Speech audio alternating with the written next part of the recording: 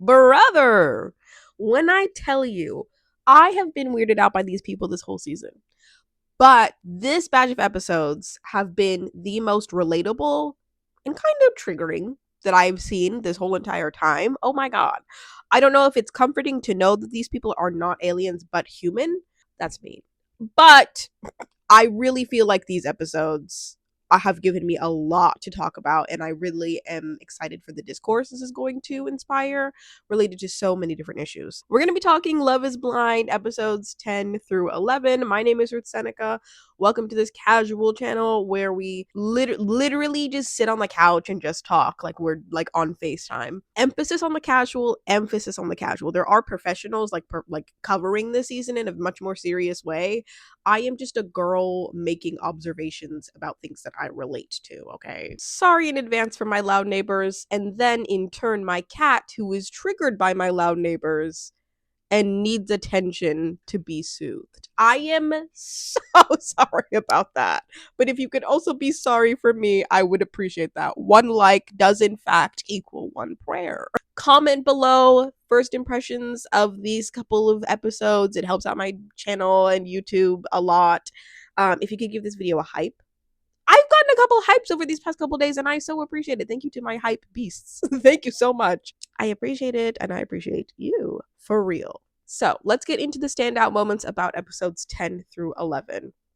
Like I mentioned, these episodes were triggering to me. They were triggering and they were relatable in a way that is almost comforting, but also ultimately just like difficult. There we go. If you heard that, there we go. So let's get into Annie and Nick. Every time I see a scene from Annie and Nick, I always have to wonder, one, how drunk is Annie? Because this feels like it cannot be a sober level of communication and thought. Two, I was gonna say something for real, but I can't. Let me just go into my notes. There was something that I was gonna mention. Okay, so they're basically catching up. Annie is asking if Nick has anything to share. Nick is catching up about the fact that he talked to Kate. She's like, well, is there anything else that you want to tell me about? Because he kind of just mentioned that it like went well and that she took the breakup well and all of that. And it kind of explains like, nope, that's all. And then he's basically peeping like, why do you need the reassurance?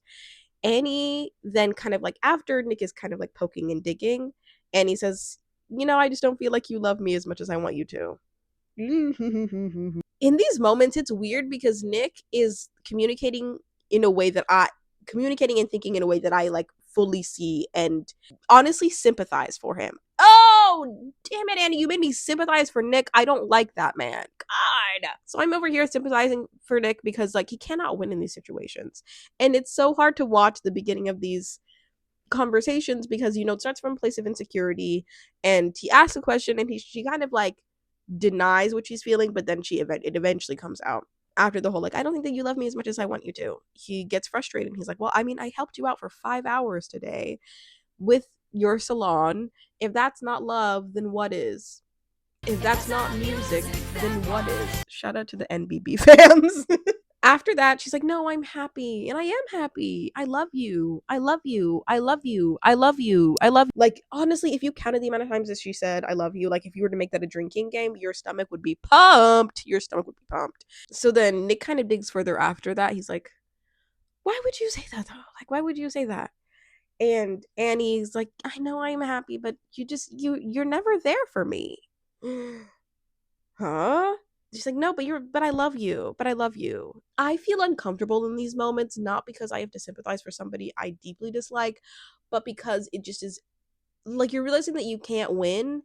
And I think he's also noticing in these moments, like, I love this girl who is just really unreasonable and unrational. I really did feel for him in those moments. And I'm wondering, like, how drunk is she? Because we really don't know Annie from, like, drunk Annie to sober Annie because we haven't really been exposed to her on a deep level. We didn't even meet her family within these batch of episodes. So I'm wondering, like, what's her normal? And then also during the scene later, I was like, that's reminding me of how she is when she's drunk. So how drunk is she? Anyway. So we go on to Allie and Anton's drinking habits. Sorry, Allie's concerned about Anton's drinking habits. I am going to really try not to project because I am in that secretive group that talks about having loved ones with substance abuse issues, okay? I'm in that group.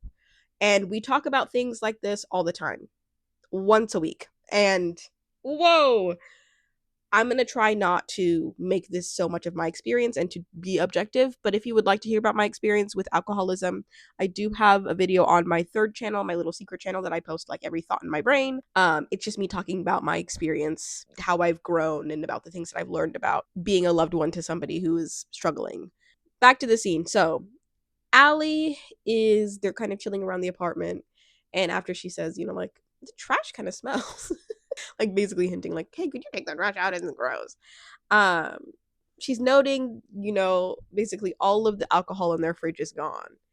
It's like a lot of alcohol. She's like, I think there was a 12-pack of Coors, a bottle of tequila, another pack. I think maybe it was like a 4-pack or maybe a 6-pack of some other drink. And she's like, wow, where is all the stuff? And he's like, well, gone. And she's like, that's concerning. That's concerning. And he's like, what do you mean it's concerning? Like, this is kind of regular. And she's she's really just there processing and like realizing what it all means to her. And like, oh, so he gets a little defensive and he says, it's not a pattern. It's not a pattern. If I wanted to, I could stop drinking for a week or two.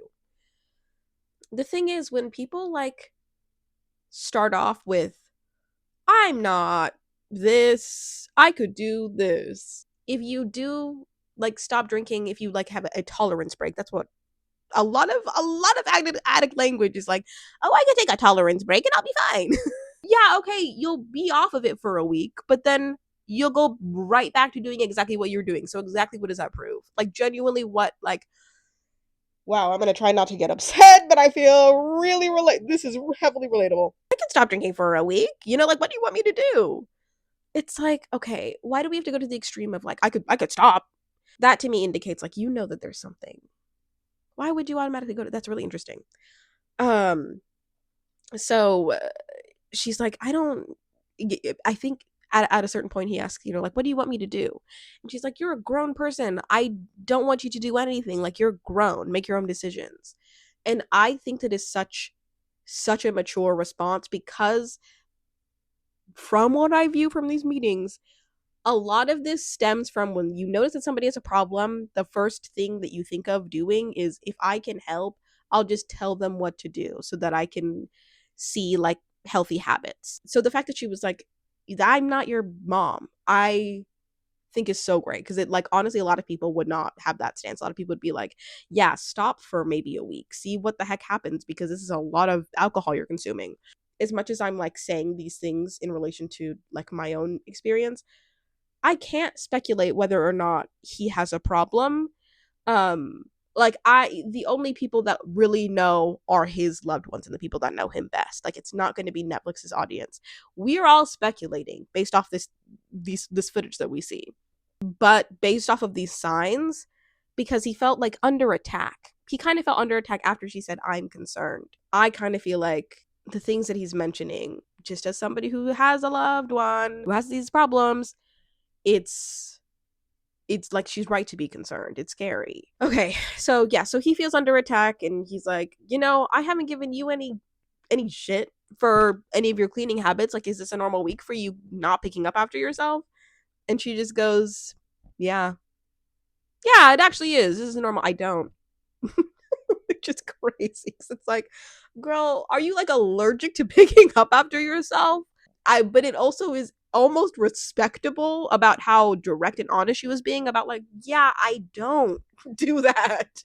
I'm too beautiful. People do that for me. Like, it was just very interesting the way she was just standing on it. Like, yeah, and I'm claiming it. Could you claim it? No, you don't have the energy.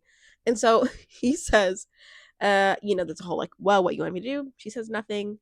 And I feel like it turns into this kind of dramatic, like, well, I love you type situation. And I'm down for you. And I like want this to work. I think that you're my person. Maybe you could be, I think that you're my person. Maybe I could be your person type thing. Like, but if you don't want this to, it's kind of like the dramatic of like, well, if you want to break up over this, Like, just know that I'm trying. It doesn't have to be that dramatic. It kind of is like, why can't we talk about the topic at hand, which is the fact that I'm concerned about your drinking? Why is your drinking so excessive? Triggered. Anyway, we're going to go on to Jordan and Meg. So, Meg meets Jordan's parents, and it's kind of awkward because they're just like such simple people that throw out those typical like grandchildren are your gift from God that you and your reward because you didn't kill your children. you know? And it's just a typical like boring family meeting. Like his parents are like fine people, but kind of awkward. KB and Edmond are back at the apartment. So we walk in, basically. Can you imagine being the camera crew walking in on this kind of tense moment? And Edmund says, why am I the one to bring up the elephant in the room? Okay. From the discourse online about Edmund and KB, I kind of feel like I'm seeing a lot of people that are seeing KB's frustration, because I am one of them. Like, I truly do feel like this is a parentified relationship where KB has to be the adult, has to be emotionally mature, and she's with somebody who's emotionally immature. So Edmund recounts the party and all the information that we already know, but he kind of adds in, I was saying the perfect comment. Oh, and he said that Nick was perfect, and that would be crazy to hear as a joke. I was saying it as a joke. Oh, it was just a joke. Let's dissolve everything that we've talked about. Like, let's dissolve that whole entire thing because you just said a joke. Saying like things are a joke, it doesn't automatically like absolve you of anything, because he did also go on to say the fact that she doesn't say anything nice about him. Like, was that a joke too? Or I don't know. I just feel like it's so annoying when people want to dismiss you and just be like, that was a joke. No, it was like, see, that was real. KB gives background, and she gives background of like, I had been preparing all day. I hadn't even eaten that day, and I call you to ask you for help, and you say, I don't want to be late. Oh! After she said she hadn't eaten. Oh! And she said that things were already tense before the thing. And then he made that comment, people were looking at her, so she felt that pressure. And then the nice comment was said in front of everyone else too. That to me is, I think, the most triggering thing about KB and Edmond for me is just, I feel like a lot of people are really either overly infantilizing Edmond of like, he doesn't even know what he's saying. He's just a child. He could potentially be on the spectrum. But he's like actually in his communication, in his adult communication with KB, making it seem like she is not doing what she can to, be there for him or like communicate. And I see somebody who is really trying to communicate and kind of struggling because he'll just throw out like an accusatory, you don't say anything nice about me. After she, is doing this whole entire thing and she's like very stressed out. A lot of women can relate to like when you bring up an issue with a guy, all of a sudden my communication is the one that's being critiqued and I'm the one who's being mean, and I never say anything nice. Like, God forbid I pick up on that thing that disappointed me, and now all of a sudden I'm being told like, you're not nice to me. Oh my God. Okay. So she's kind of saying like, you can say things, but I can't respond after, they did try to have a conversation. And Edmund's kind of like, you don't hear me, you don't say anything nice about me. And then he just walked away. And then she went out to the bathroom and cried. And then he comes like, hey, I love you so much. Yeah, no, you can say things, but I can't respond. That really hit me hard. I think that KB's style of communication is really clear. I think that some people really just see the fact that she's frustrated, and especially I feel like a lot of Black women, when they get frustrated, and people that like are not dedicated to understanding them through Netflix will be like, KB's mean, KB's harsh, KB doesn't realize Edmund's just a boy. It's like, that's her partner. It was like after she said, I'm frustrated because of the fact that you didn't help me out. I'm frustrated because you kind of criticized me in front of people, and you played it off like a joke and you walked away from me. Like, that's so hard to bring up. And he does say sorry, but it takes a while God, this is so relatable. I'm gonna get pissed off. It takes a while for those things to be said. And but then it comes to like, just say something nice. But it's like, okay, just like help me out. That's I'm trying to help us out. And it's really sad because she says, I stay because I see your potential. So many people are in that same exact boat. It's gonna make me actually cry. I stay because I see your potential. Oh, I want KB to be with somebody who is at her level or higher, and he is not that, and she knows that. She apologizes. She's just apologizing for her own communication. Comment how you're feeling about that interaction, because personally I was so triggered.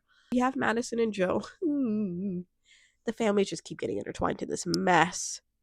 I personally feel like it's irresponsible after Joe realized like he just was not about it, which from my view was in Mexico.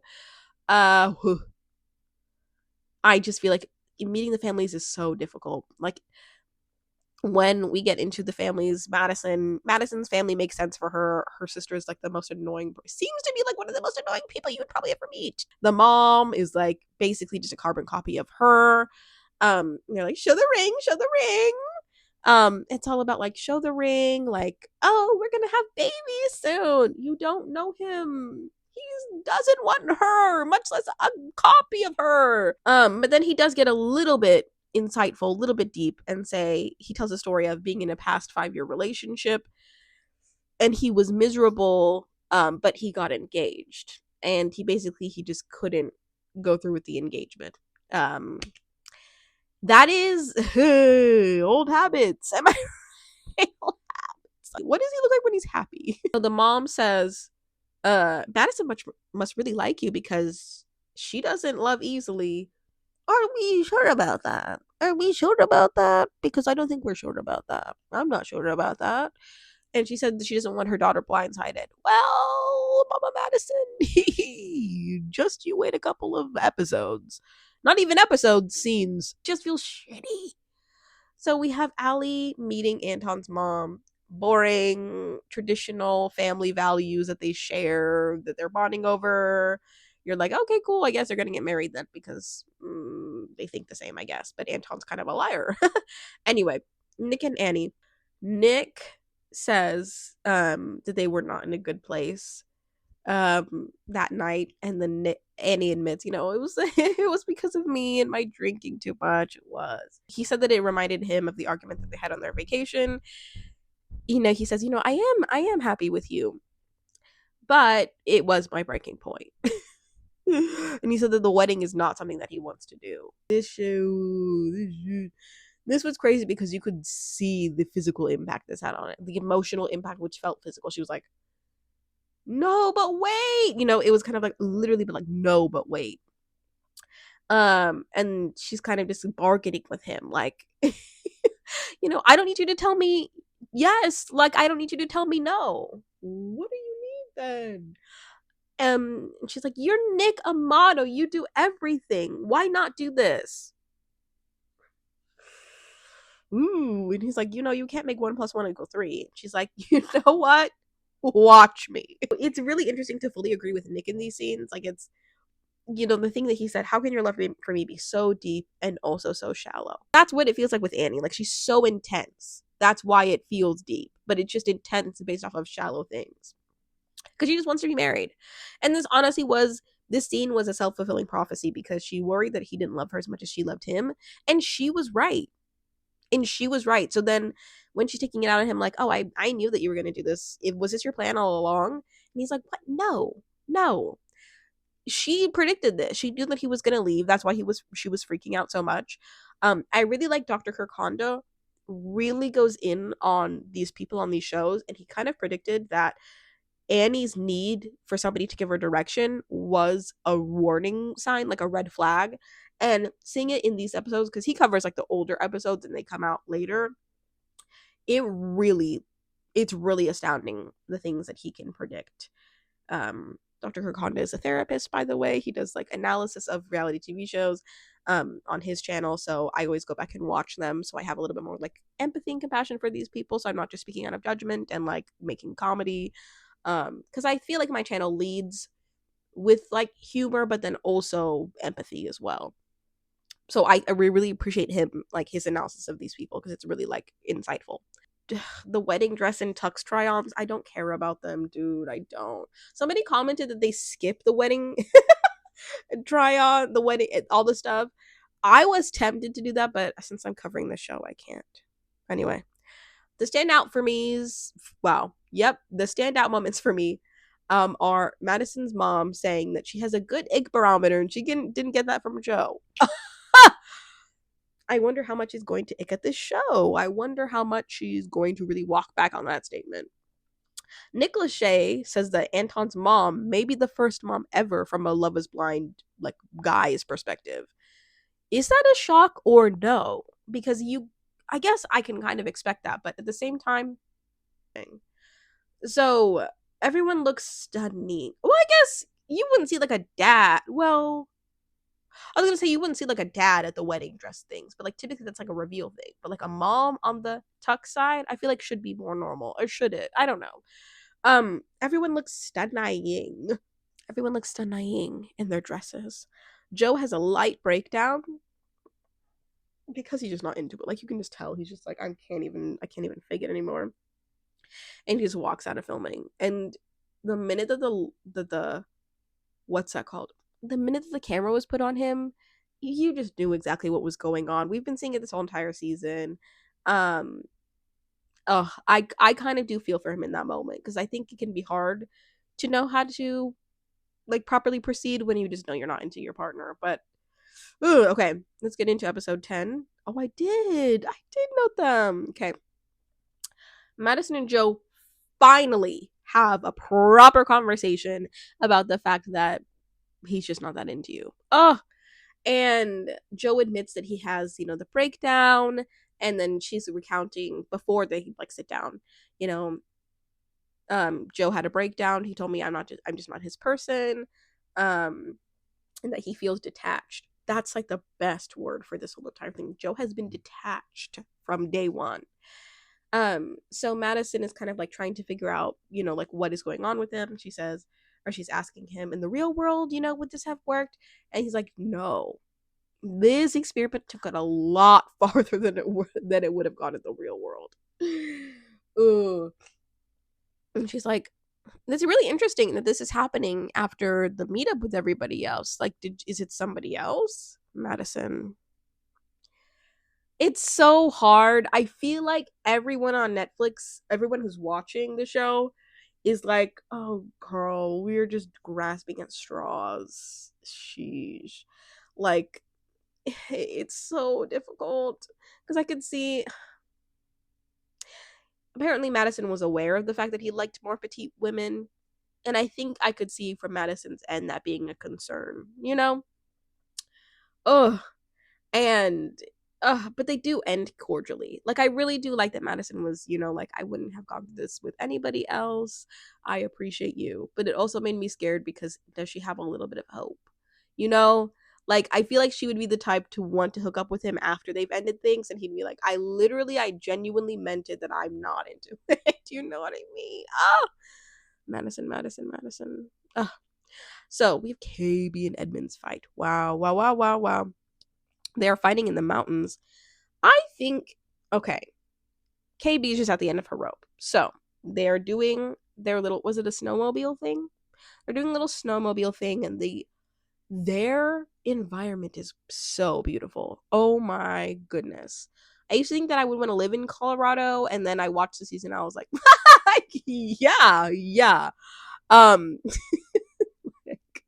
But the environment to me is like a reminder of like that's really the most like one of the most beautiful states in the world, in America. And so she's like, I'm gonna get some hot chocolate. I couldn't really tell if they had tension at first, and then it was brought up after they're sitting down. And I can't remember who brought up first, but KB's like, you're different on camera because you were just having a fit in the car. And she basically just goes off with the fact that like he was having a fit in the car, and then all of a sudden he wants to act like things are okay, but things are not okay. And this is where I feel like it's so unfair to be the parentified person, because then when you do bring up things Oh my God. I relate to this so much. I'm gonna get heated. When you do bring up things and you work through things, there's always a person to be like, why can't we just have a nice time? Oh my God, because we're not having a good time. I'm pissed off. Apparently Edmond was throwing a fit. They got into the thing. They were acting like they're having a good time, but no, it was not a good time. And she gets so mad. And she gets so mad that she is like kind of just going off on him in a way that is so understandable to me.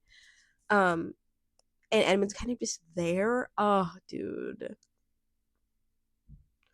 Dude. And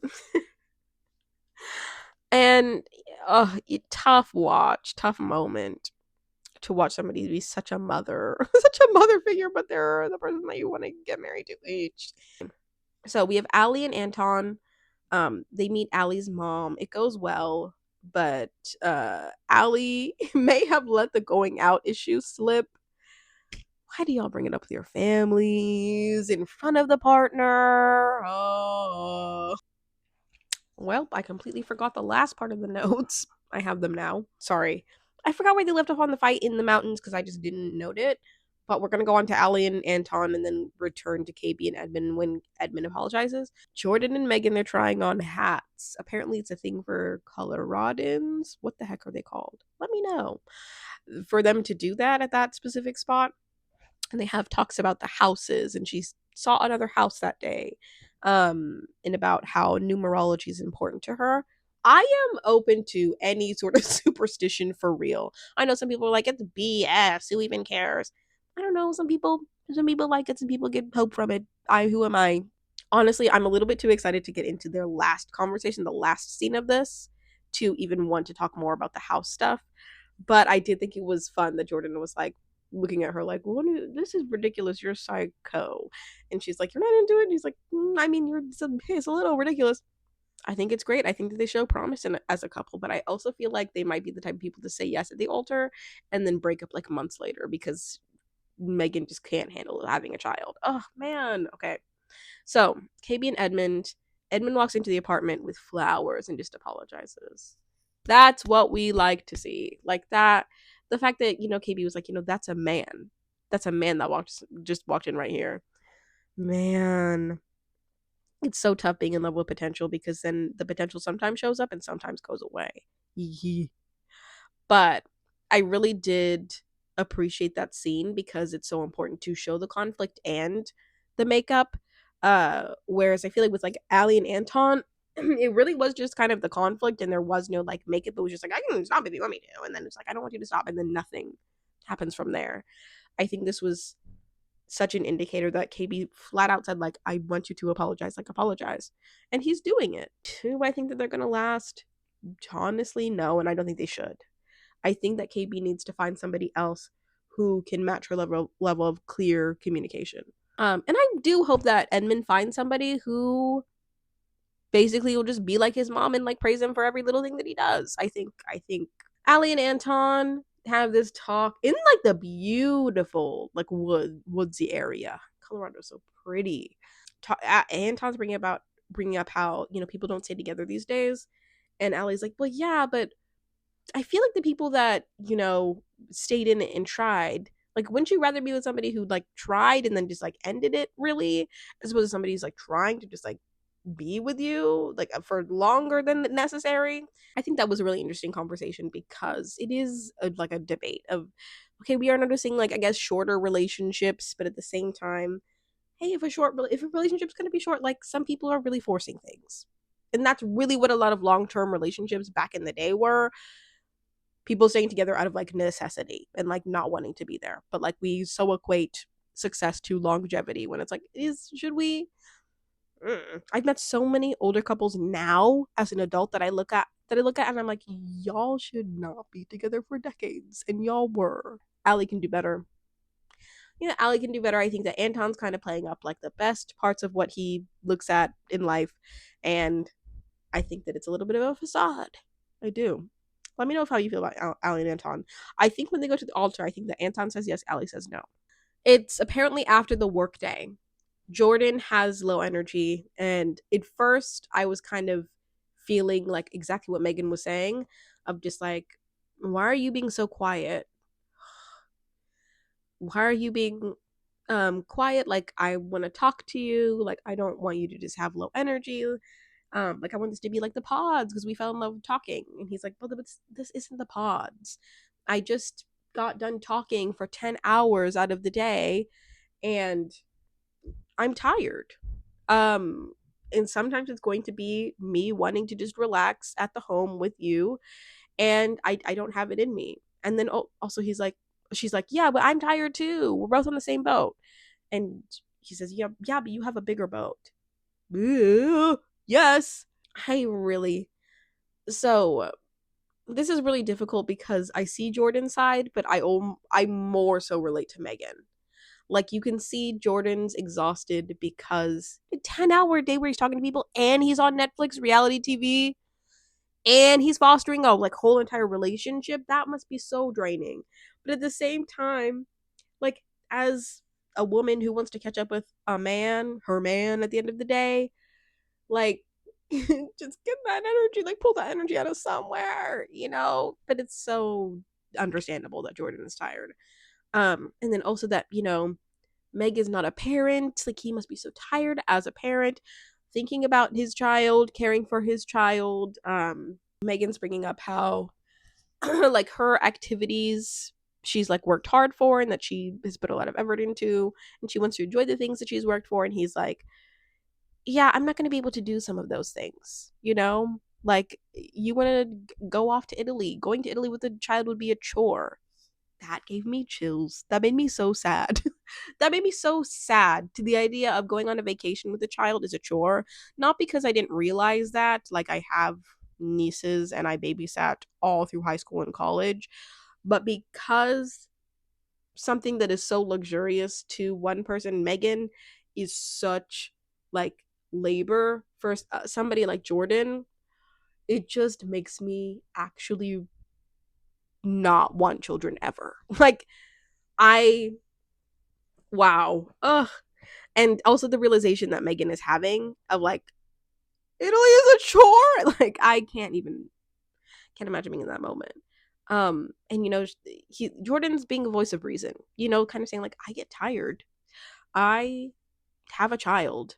I do all this, but I don't want you to like look at going down like a social class as like being hard. God.